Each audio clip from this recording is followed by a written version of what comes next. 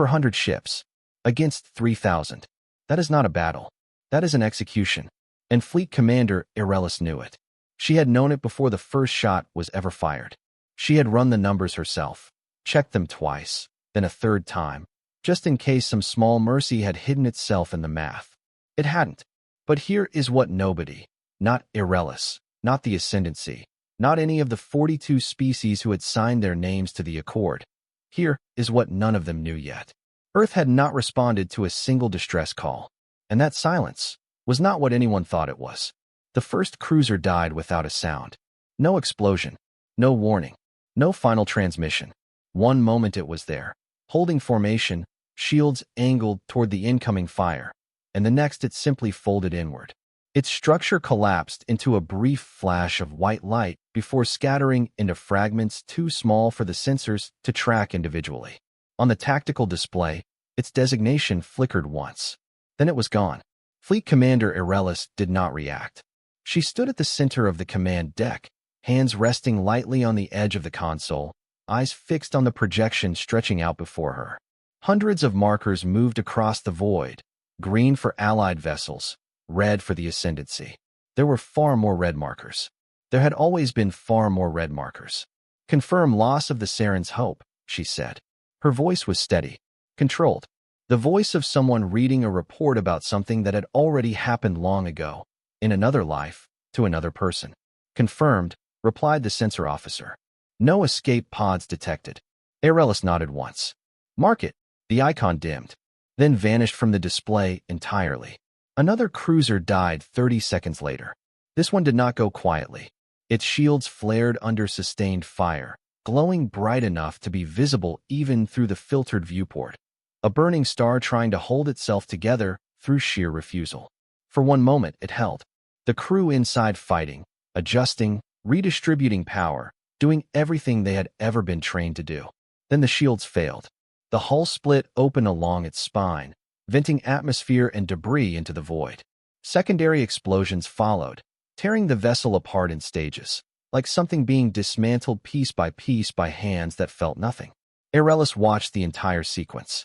She did not look away, because she recognized that ship. She had walked its decks once, years ago, during a joint operation near the outer colonies. She knew the captain, knew the way he laughed, too loudly, too quickly, like the sound surprised even him. Knew he had a son who had just entered Flight Academy. That son was now waiting for a message that would never come. Irelis did not think about that. She could not afford to think about that. Next report, she said. Enemy second wave advancing, said the tactical officer. Distance closing. Estimated time to full engagement, 42 minutes. Irelis exhaled slowly. 42 minutes. That's optimistic, someone muttered behind her. No one corrected them, because they all knew what optimistic meant in a battle like this. It meant the person saying it still believed the numbers could be argued with. They couldn't. Below the fleet, the gas giant Kareth 9 turned in silence. Its massive storms churned in slow, violent spirals of amber and gold, completely indifferent to the war unfolding in orbit above it. Irelis found herself staring at it for just a moment. The planet did not care who won. It would continue turning long after every vessel here was reduced to debris. Status of the right flank, she said. Oran forces holding. Heavy losses. 30% reduction in operational capacity. And the left? The Thessid line is still intact. Barely. That pause before barely told her everything. It meant the Thessid were doing the only thing left available to them. They were dying creatively. Center? She asked. A pause longer than all the others. Then, quietly, we are the center, Commander.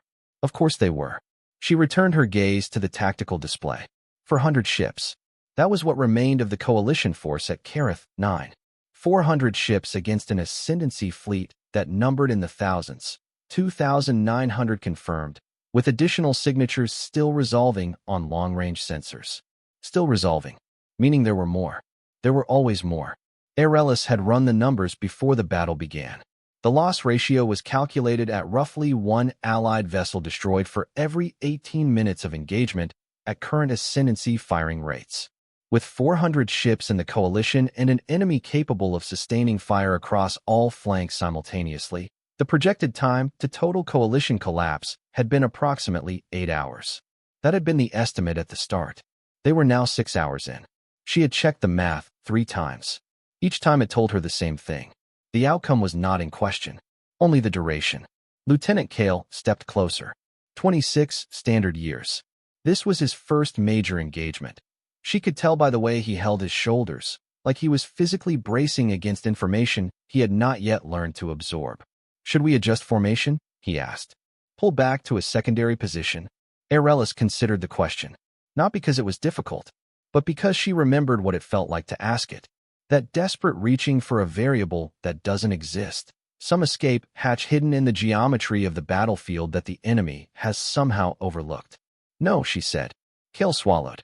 Yes, Commander. He didn't ask why, because the answer was already visible on every display on the bridge. There was nowhere to pull back to. The coordinates behind them were empty space. The nearest reinforcement point was 4 days away at maximum drive capacity. And even if they somehow broke contact and survived the crossing, it would not change the outcome. It would only delay it by approximately 4 days. Arelis looked back at the tactical display. Another ship disappeared. Then another. Each loss marked with the same quiet precision. No ceremony. No hesitation. Just subtraction. The ascendancy advanced the way a tide advances. Not with anger. Not with urgency. With certainty. They moved in clean, deliberate lines. Their formations adjusting with perfect coordination. Their fire disciplined and precise. There was no wasted motion. No hesitation. No fear. No scramble to react because nothing had surprised them. They knew how this would end. Everyone did. Enemy formation tightening, said the sensor officer. They're not rushing. They don't need to, Arelis replied. Rushing implied uncertainty, and the ascendancy were not uncertain. They were executing. A sharp vibration ran through the deck as a distant impact registered against the fleet's defensive perimeter. Somewhere, another ship had taken a direct hit. 3 more icons flickered across the display. Not destroyed. Not yet. But they would be. Arelis had learned, over the years, that there was a moment, a very brief moment, between a ship being damaged and a ship being lost. A window where something could still be done. At the start of the battle, that window had been measurable in minutes. Now it was measured in seconds. And it was getting shorter. It was during this silence, this mechanical, grinding silence of a battle already decided, that Arelis looked up and saw the Valen's reach. She recognized it before the system identified it. The ship drifted across the forward viewport, tumbling slowly end over end, its hull dark, its engines cold. The markings were still visible along the forward spine. Faded now, scorched in places, but unmistakable. Deep blue against silver alloy. The color of the oceans on its homeworld. It rotated once, slowly, then continued drifting. Confirm status, Arelis said. Her voice did not change. It never changed. That was the job. Life signs negative, the sensor officer said quietly. Drive core offline. No active systems detected. Arelis nodded. Mark it. She did not look away. The Valen's reach had been commissioned 11 years ago. She remembered the ceremony. Orbit above Vassi Prime, beneath a sky crowded with ships and banners and lights that shimmered like constellations brought down within reach. The ship had been new then. Perfect lines. Unscarred hull. Full of promise. She had stood beside its captain as the final authorization was given. Captain Ryan. He had been nervous, trying not to show it. Failing slightly. She had told him that nervousness was a good sign. It meant he understood the weight of what he was being trusted with. He had laughed at that. Too loudly. Too quickly. But genuinely. He had always laughed like that. Later, there had been a reception. Formal at first, then less so. She remembered music. Movement. The way the crew had finally relaxed once the speeches were done. Ryan had introduced her to his family. His partner. His daughter. The child had been small, barely able to walk without holding onto something. She had reached up and grabbed one of Arelis's ceremonial braids with both hands and refused, with complete and uncompromising stubbornness, to let go. Ryan had apologized immediately. Arelis had told him not to. Because in that moment, with that small hand gripping something for no reason other than stubbornness, she had felt something she did not often feel in her line of work. Something uncomplicated. Something alive. The Valen's reach drifted across the viewport and disappeared into the debris field beyond. Arelis did not follow it with her eyes. "Next report," she said. And she meant it. She had to mean it, because there was still work to do, and the math was still running, and meaning it was the only thing she had left to give the crew standing behind her. "Commander," the communications officer said. "Incoming status update from Thessid Command." "Put it through." The message appeared as a block of text. Brief. Direct. They were holding. "For now. They're buying us time," Kale said softly. Arelis did not look up from the display. "No," she said. A beat of silence. "They're spending it." Nobody spoke for 3 full seconds. Not because they disagreed, but because those 5 words had just compressed the entire reality of the battle into something so precise it left no room for anything else. The silence that followed was not the silence of calm. It was the silence of understanding. "Open coalition channel," Arelis said. "All of them." The secondary display came alive with faces. Commanders. Representatives. What remained of an alliance that had once spanned systems, now reduced to fragments, holding together on signal and stubbornness alone. Some of the faces were ones she recognized. Some were ones she had only ever known through distorted transmissions and the backs of reports. All of them looked like people who had stopped sleeping. "Status," Arelis said. "No greetings. No formalities. There was no time left for those." "Orin right flank holding," said Commander Bellis, broad-shouldered, ash-gray skin, eyes that did not blink often enough. Casualties exceeding projections. That meant worse than expected. Bellis was not a man who softened numbers. "Thessid's Second Fleet still operational," Captain Vesh said. Younger than she should have been for this command. The kind of young that happens when everyone above you is gone. "We've lost contact with Third Fleet elements." "Lost contact." Bellis said it before anyone else could. "They're gone." Vesh didn't argue. She looked down for half a second, then back up. "Yes," she said. "They are." A short silence. Just enough of one. "Additional reinforcements?" Arelis asked. No one answered immediately. Then Bellis. "Negative." Vesh. "Nothing from the outer systems." Another commander, barely visible through the distortion. "We've sent repeated requests. No confirmations. No movement. No movement." Arelis filed that. Moved on. "Status of neutral parties?" A faint, humorless sound came from somewhere on the channel. "They remain neutral," someone said. Of course they did. Neutrality was easier when the war hadn't reached your door yet. Arelis let that pass without comment. "An Earth." The channel went quieter. Not silent. Different. As if every person present had been carrying that question for hours and had hoped, briefly, that it wouldn't be asked yet.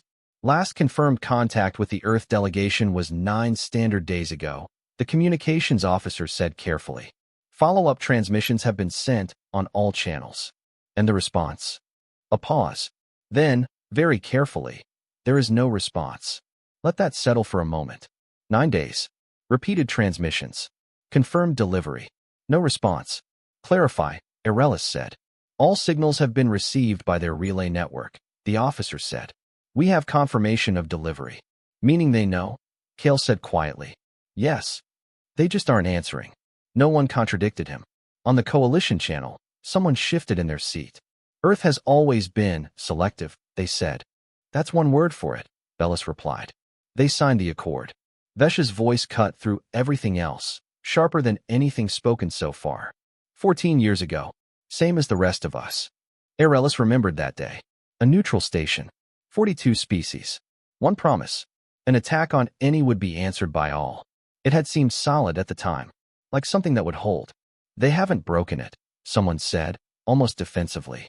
Not officially. No, Bellis said. They've just not honored it. That's the same thing, Vesh snapped.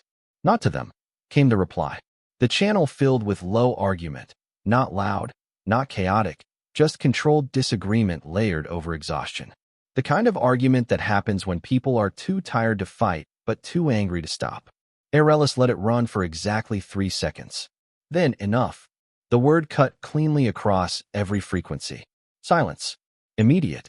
This is not a debate, Arelis said. Her voice was still calm, still steady, but there was something under it now. Something harder, like something that had been soft once and had decided, at some point it could no longer remember, to stop being soft. Earth has not responded. That is the only relevant fact. No one argued. Because there was nothing to argue. And they won't, Bellis said. Flat. Certain. Arelis turned to the communications officer. Confirmed. The officer ran the signal logs. Cross-referenced the timestamps. Confirmed, she said. No response. Arelis nodded once. Then we proceed under the assumption that no external reinforcement is coming. Kale stepped forward slightly. She knew what he was going to say. She let him say it anyway.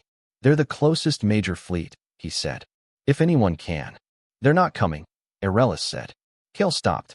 Not because he was convinced, but because he understood that at this point, belief didn't matter. Only reality did. On the channel, Vesh leaned forward. They're choosing not to come, she said. Arelis considered that. They are choosing not to respond, she corrected. The distinction mattered. Slightly. Not enough to change the outcome, but enough to keep the conversation precise. Bellis gave a low, almost approving grunt. Same result, he said. Yes. It was. Prepare a final record, Bellis said. For transmission. A full account of the engagement. Forces present. Losses sustained. Timeline of events. A historical record, Arelis said. Yes. She looked at the display. At the shrinking number of Allied ships. At the overwhelming presence of the ascendancy. At the outcome already written in the math. Purpose? She asked. Bellis didn't hesitate. So someone knows. Arelis let that sit for a moment. Then she nodded. Approved. Transmit on all available channels.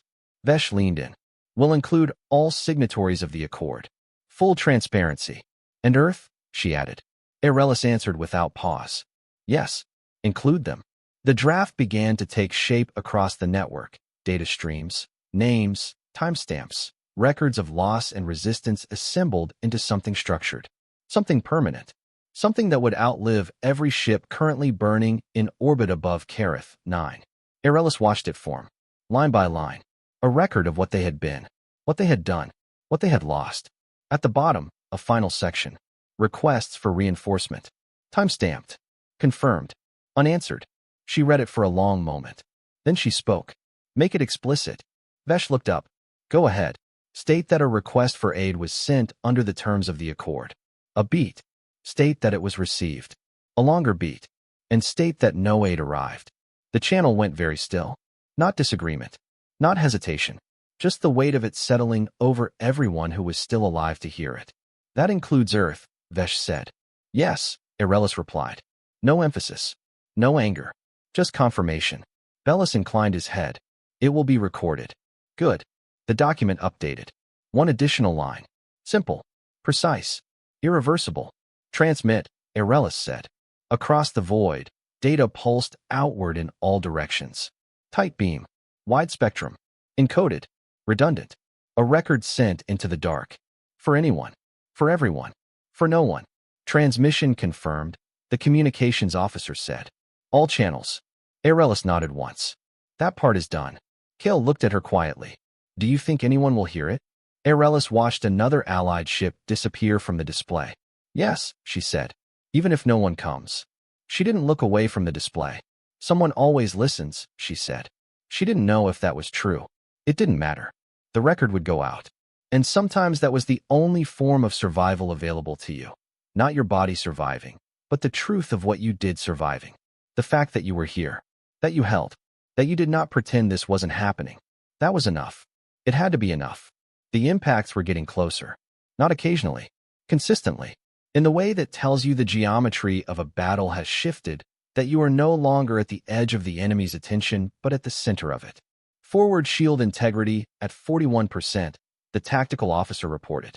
Hull stress increasing across decks 3 through 6. Redistribute power from rear sectors. Life support will be affected. Do it. Aye. The ship dimmed slightly as non-essential systems were cut or reduced. The deck grew colder. Breathing systems adjusted. No one commented. They didn't need comfort right now. They needed minutes. Every minute purchased was a minute the record traveled farther from this system. Enemy second wave fully engaged, the sensor officer reported. Third wave approaching optimal firing range. Of course it was. They had time. They always had time. Arelis placed both hands on the console. Steady. Controlled. Unmoving. What happens now? Kale asked quietly. She didn't check the projections again. She already knew. Now we hold, she said. For how long? As long as we can. A silence. That's not very long, he said. No, she agreed. It isn't. There was no cruelty in the way she said it. No resignation either. It was just true, and Irelis had long ago decided that true things deserved to be spoken cleanly, without decoration, because decoration was what you used when you were trying to hide something. She was not hiding anything. Not from him. Not from herself. She had already removed every false variable from the equation hours ago. There was no rescue coming. No brilliant maneuver waiting to be discovered. No cavalry. There was only this ship, this crew, this bridge, and the time they had left in which to matter. Long-range telemetry update. The words arrived differently from everything else. Not louder, not more urgent, just different. The way a sound is different when it doesn't fit the pattern of everything surrounding it. Irelis didn't turn immediately. Source. Outer system marker. Deep range sweep just came in. Deep range. That meant delay. What they were about to see had already happened. Somewhere between 12 and 16 hours ago. The light and signal had already been traveling while the battle unfolded and ships died and records were transmitted into the dark. Display it. The main projection shifted. At first it looked like noise. Background radiation. Debris signatures. Residual interference from nearly 14 hours of sustained combat. Then the system filtered it, clarified it, separated signal from distortion, and something emerged. A field. Wide. Scattered. Dozens, no, hundreds of mass signatures spread across a vast section of space beyond the Ascendancy's rear formation. Not clustered. Not ordered. Just there. Classification, Irelis said. The sensor officer worked in silence for several seconds. I'm having difficulty, she said. Define difficulty. The signatures don't match standard debris patterns, the officer said. They're too consistent in mass. Too deliberate. Irelis stepped closer to the station. Vectors. The display updated. Lines extended from each object. Trajectories, direction, movement. Irelis watched them for a full second. Then another. They're not drifting, she said. No, Commander. They're moving. Toward us. Yes. That word landed in a room that had spent the last 14 hours hearing only bad news, and it landed strangely. Not with hope. Hope had been removed from the equation hours ago, but with something else. Attention. Raw, focused attention. Because this had not been in the math. Run full analysis, Irelis said. The officer's fingers moved faster now, less mechanical, more intent. The kind of movement that happens when the body understands something important is happening before the mind has confirmed it. Estimating count. Refining mass signatures. Behind them, the battle continued without pause. Impacts. Reports. Losses. The steady, predictable collapse of their position. None of it stopped. None of it slowed. But something else had entered the equation. Something that wasn't supposed to be there. Commander, Kale said quietly, stepping closer. What is it? Irelis didn't answer, because she was still reading the pattern. And there was a pattern. Faint, but undeniable. Those are not fragments, she said. No, the officer agreed. They're too intact. And too large. How large? The officer checked her readings. Then again. Then a third time. Because this was the kind of data you did not report wrong. As large as capital-class vessels, she said. Kale blinked. That's not possible. Irelis didn't correct him. Because under any normal model of this battle, under any model she had been operating from for the past 14 hours, it wasn't. Repeat the scan, she said. It's already repeating. Results are consistent. Then expand the field. The display zoomed out. The scope widened. And the number grew. Not by a little. By a margin that made Kale take a step back. That's not a formation, he said. No, Irelis said quietly. It wasn't. Not in any conventional sense. It was too wide, too dispersed, too something. She watched the movement again. The vectors, the spacing, the timing. Run velocity estimates, she said. Numbers appeared, then adjusted, then stabilized. The officer stared at them. Commander. Yes. They're moving faster than standard fleet speeds. Irelis processed that. Filed it. By how much? Significantly faster. I'm reading approach velocities approximately 40% above any documented coalition fleet standard. 40% above standard. Which meant they had been accelerating hard for a very long time. Which meant they had left with intent. Total count, Irelis said. The officer exhaled slowly. I'm still refining. Give me the number. The officer looked up. Her expression was controlled. But there was something under it now, something she was holding very carefully in place, like a door she was not yet allowed to open. I'm reading multiple fleet-level masses, she said finally. Not one formation. Several. I cannot give you a precise count because the number keeps resolving upward. Estimate. A pause. I'm reading what appears to be a war-scale mobilization, Commander. The words settled into the air with a weight that was different from everything else spoken on this bridge today. Not heavier. Just final. Kale shook his head. That's not possible. No, Irelis replied. It isn't. And yet the display didn't change. The numbers didn't correct. The signatures didn't disappear. They remained. Consistent. Real. Transponder sweep, Irelis said. Running. The system locked onto the incoming signals. Decoding. Filtering. Identifying. This time, the results came faster. The signal strength had increased. The data was cleaner. Closer. The officer didn't hesitate when it resolved. I am reading recognized transponder codes, she said. Multiple classifications. Multiple designations. A pause so brief it was almost not a pause at all. I am reading Earth fleet designations. The command deck went still. Not quiet. Still. As if every person present had simultaneously stopped moving, stopped breathing, stopped occupying space, and had simply become witnesses. Kale's voice came out barely above a whisper. Repeat that. The officer continued. Multiple signatures. Multiple ship classifications. She read them as they resolved. UES Dawnbreaker. UES Long Memory. UES Reckoning. Each name landed with weight. Not exploration vessels. Not diplomatic carriers. Warships. Every classification on the list. Capital ships. Carriers. Strike groups. The list kept scrolling. How many? Irelis asked. The officer's hands had slowed. She was no longer moving with efficiency. She was moving with something else, something careful, something almost reverent, as if she understood that what she was reading had to be read correctly. I'm counting 312 confirmed capital class signatures, she said, with additional signatures still resolving. 312. Against a coalition that had begun this battle with 400 ships total, and now had fewer than 321 still operational. 312 Earth capital ships. Alone. How long have they been moving? Irelis asked. The officer blinked. Commander? Velocity. Distance. Current position, Irelis said. Work it backward. The officer began the calculation. Numbers flowed across her display. Time. Distance. Speed. The equation formed quickly. Too quickly. Her hand slowed. Then stopped. Commander. Yes. They didn't leave recently. Irelis kept her eyes on the display. Clarify. They've been in transit for approximately 11 days, the officer said. Based on their current position, their acceleration profile, and their velocity, they departed before our distress signal was sent. Kale turned slowly. We sent the distress call less than 24 hours ago. Yes. They left 11 days ago. Yes. The silence that followed was not a confused silence. It was a silence of realization. Arriving slowly. Unbearably slowly. The way something true always arrives when it is also something enormous. They weren't responding, Kale said, voice barely controlled. Irelis shook her head. No. They had already decided. Yes. He looked at the display. At the incoming fleet. At the scale of it.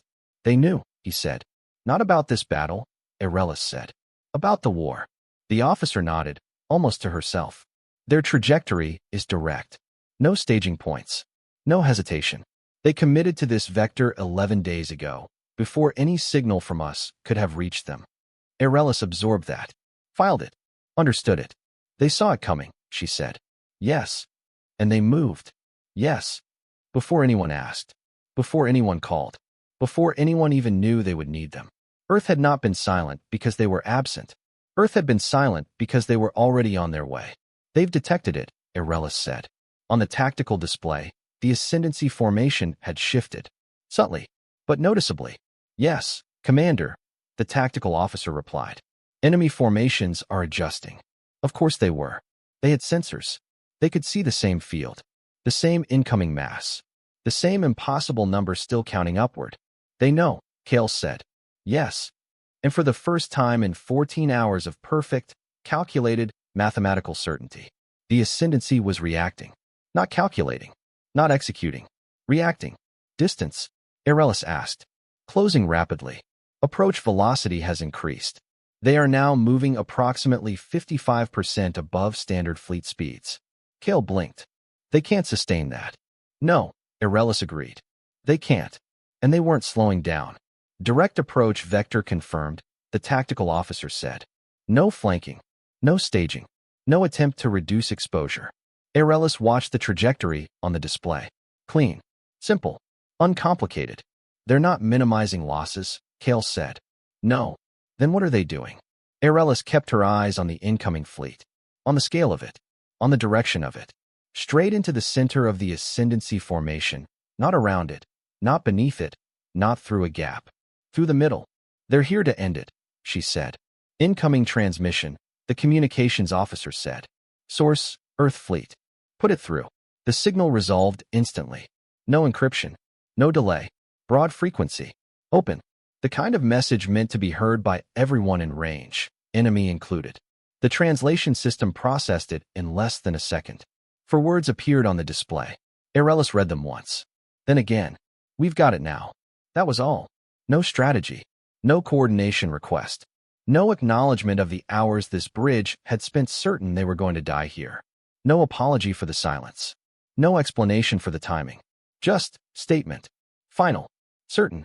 Aerelis stood at the console. Behind her, the ship trembled under another impact. The battle was still happening. The losses were still coming. Nothing about the immediate reality had changed. And yet, everything had. She looked back at the display, at the incoming fleet, at the force that had been moving through the dark for 11 days while this bridge had run its numbers and confirmed its math and transmitted its record and decided, quietly, that no one was coming. They're here, Kale said. His voice carried something in it she had not heard all day. Something he had clearly been holding back, not out of cowardice, but out of the same trained discipline she had spent years building in crews like his. The discipline of not feeling things until you were allowed to. Now, barely, he was allowing himself. Yes, she said. And for the first time since this battle began, she kept a new variable in the equation instead of removing it. Not as a possibility. Not as a hope. As a fact. The first human ships entered firing range without slowing down. No hesitation. No formation shift. No attempt to reduce exposure. They crossed the boundary where every fleet doctrine, of every species, every navy, every tactical tradition across the known systems, would have adjusted position. Reinforced shields. Prepared for controlled engagement. They didn't. They're inside optimal range, the tactical officer said. I see it, Aerelis replied. Enemy batteries charging. The void lit up. A full volley from the Ascendancy's forward line. Precise, coordinated, devastating. Cut across the approaching human fleet. The kind of strike that had ended battles before they truly began. The kind of strike the math said should work. It hit. Direct. Clean. Several human ships disappeared instantly. Others took heavy damage. Shields collapsing. Hulls rupturing. Entire sections torn away. Kale inhaled sharply. They just... Wait, Aerelis said. Because she already knew. What mattered was not the impact. It was what came after. The damage reports streamed in. Multiple vessels lost. More critically damaged. Shields failing across the forward elements. Exactly as calculated. Exactly as. They're still accelerating, the sensor officer said. What? The damaged ships were not slowing. The ships that had lost entire sections of hull were not withdrawing. The vessels that, by every standard of every known doctrine, should have pulled back, pushed forward, straight through the fire. One cruiser, its hull visibly fractured, one engine cluster gone, shields flickering at near zero, adjusted its vector. Not away from the enemy. Toward it. The designation flashed briefly. UES Perseverance. It surged ahead of the formation, asymmetrical, unstable, burning through what remained of its propulsion systems at a rate that would leave nothing behind. It should not have been moving that fast. It should not have been moving at all. Collision vector, the tactical officer said. Aerelis didn't respond. She watched. The Ascendancy dreadnought in its path began an evasive maneuver. Too late. The Perseverance didn't slow, didn't hesitate, didn't deviate. It impacted at full velocity. The explosion wasn't clean. It wasn't controlled. It was violent and uncontained, a kinetic release of mass and energy that tore into the ascendancy vessel structure, rupturing its hull, collapsing internal systems, sending fragments of both ships spiraling outward in all directions. The dreadnought broke apart, not immediately, but inevitably. Cale stared. He had no words for it. The human fleet didn't pause. It surged forward, through the debris, through the wreckage, through the space where both ships had ceased to exist as anything recognizable. "They're not following engagement protocol," the tactical officer said. Arelis almost smiled. "Almost." "No," she said. "They're not following anything." On the display, the human formation fractured, not breaking, not disorganizing, but changing. Each ship moving independently now, adjusting vectors, targeting different sections of the ascendancy line, overlapping fields of fire in ways that did not align with any known tactical model. "They're not coordinated," Cale said, trying to make sense of it. Arelis shook her head. "Yes, they are. It just didn't look like it. Because it wasn't centralized. It wasn't controlled from a single point. It was something else, something fluid, adaptive, alive in a way that centralized command could never fully be. They're making decisions locally," she continued. "Each unit acting on its own data, sharing information in real time, and acting on it without waiting for permission. That shouldn't work at this scale," Cale said. "It shouldn't," Arelis agreed. The ascendancy returned fire. Disciplined. Precise. Their formations adjusted and compensated, responding exactly as they had been designed to do. But they were falling behind. The gap between action and reaction was widening.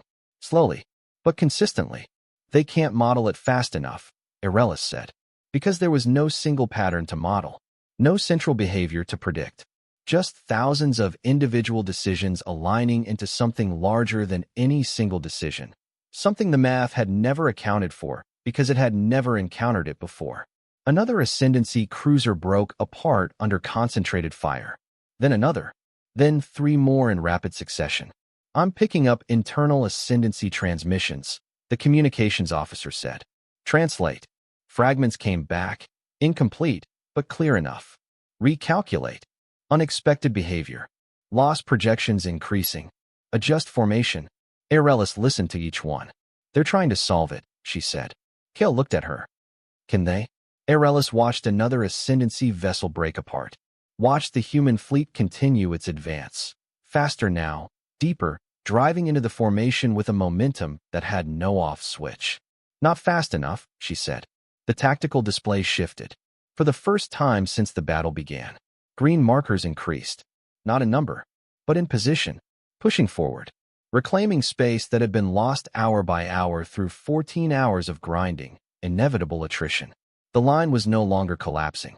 It was advancing. "They're winning," Cale said. His voice barely held the words together. Arelis watched the engagement, watched the movement, watched the outcome begin to reshape itself, slowly, irreversibly, like something that had been falling upward this whole time and was only now becoming visible. "They already decided that," she said. Cale looked at her. "When?"